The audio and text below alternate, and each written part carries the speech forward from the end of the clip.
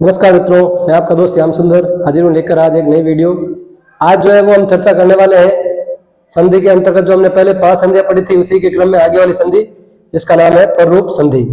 अच्छा, ये संधि जो है वो केवल संस्कृत विषय से संबंधित है क्योंकि हिंदी में आपके 5 स्वर संधि के अंतर्गत संधियां होती है और मैं आपको पहले बता चुका हूँ। आज की जो छठी संधि है वो भी स्वर संधि के अंतर्गत आने वाली है और इस संधि का नाम है आपके पररूप स्वर संधि। पररूप स्वर संधि। अच्छा, इसके लिए एक सूत्र है वो है इंगी पर रूपम। ठीक है, अब ये क्या होता है, किस तरह से हम इसको करेंगे तो उसको हम समझ लेते हैं। इसका जो नियम है बिल्कुल आसान नियम है, कोई दिक्कत है नहीं। ठीक है, इसका जो नियम है बिल्कुल ही आसान आपके लिए नियम होने वाला है। इसका नियम क्या होता है तो आपको ध्यान रखना है, अपदांत उपसर्ग। अपदांत उपसर्ग यानी ऐसे उपसर्ग जिनका अंत अ से हो, तो अपदांत उपसर्ग के पश्चात,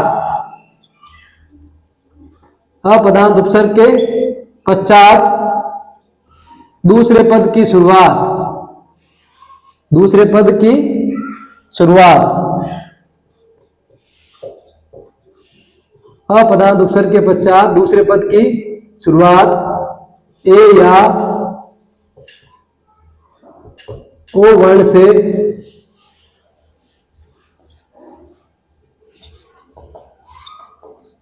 होने वाली, ए या ओ वर्ण से होने वाली धातुओं से हो तो प्रथम पद के अंतिम अ को पररूप ए या ओ आदेश हो जाता है। यानी सीधा सीधा अगर मैं कहूं मित्रों आपसे तो आप देखें, ऐसे उपसर्ग जिनका अंत अ से हो और उसके पश्चात दूसरे पद की शुरुआत ए से होगी तो आपको इन दोनों को मिलाकर क्या कर देना है, ए आदेश करना है। और अगर आगे पश्चात अपदांत उपसर्ग के पश्चात दूसरे पद की शुरुआत ओ से हो रही है तो आपको उन दोनों को मिलाकर के क्या कर देना है, ओ आदेश कर देना है। ये आपके मूल रूप से पररूप संधि है। तो जैसे हम उदाहरण से हम इसको समझते हैं, जैसे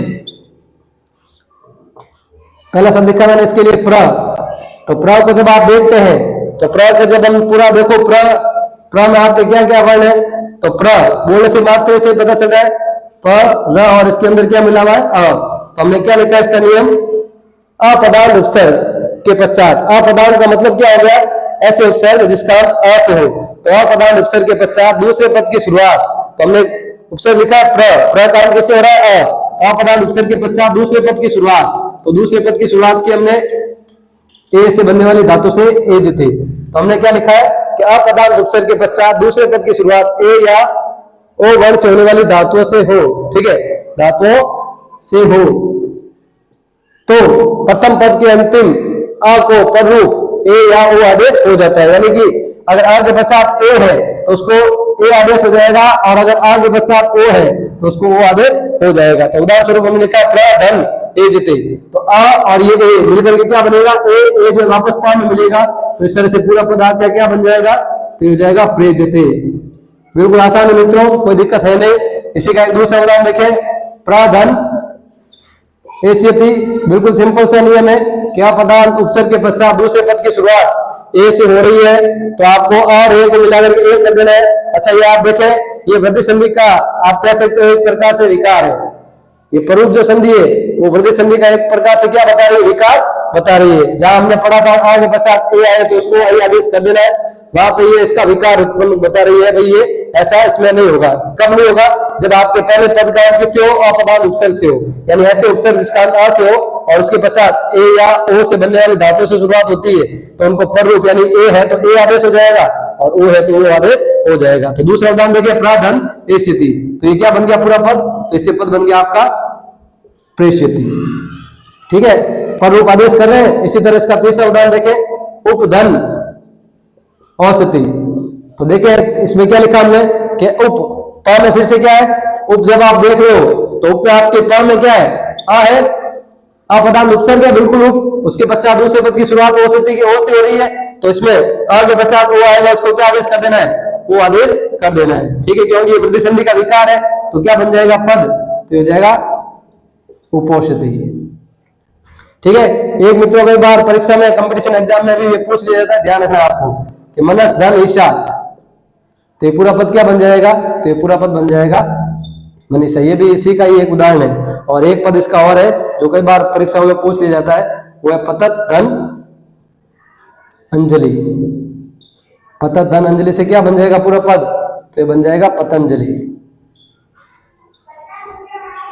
क्या बन जाएगा पूरा पद, पतंजलि आपके बन जाएगा। तो मित्रों इस तरह से आपके है पर रूप स्वर संधि, जो स्वर संधि का छठा भेद है। इससे पहले मैं आपको 5 संधियों के बारे में, स्वर संधि के 5 संधियों के बारे में बता चुका हूं। ये जो पर रूप संधि है, वृद्धि संधि का विकार रूप से जानी जाती है, क्योंकि अपदान उपसर्ग यानी ऐसे उपसर्ग जिसका आ या ठीक है आ से हो और उसके पश्चात दूसरे पद की शुरुआत ए या ओ से होने वाली धातु से होती है, तो उनको पर रूप यानी ए है तो आ को भी ए आदेश हो जाएगा, ओ है तो आ को भी वो आदेश हो जाएगा। और ये कुछ उदाहरण इसके ऐसे हैं जो परीक्षा में कई बार पूछ लिया जाता है, जैसे मनस दलिसा से क्या बन गया मनीषा, पतत धन अंजलि से क्या बन गया पतंजलि।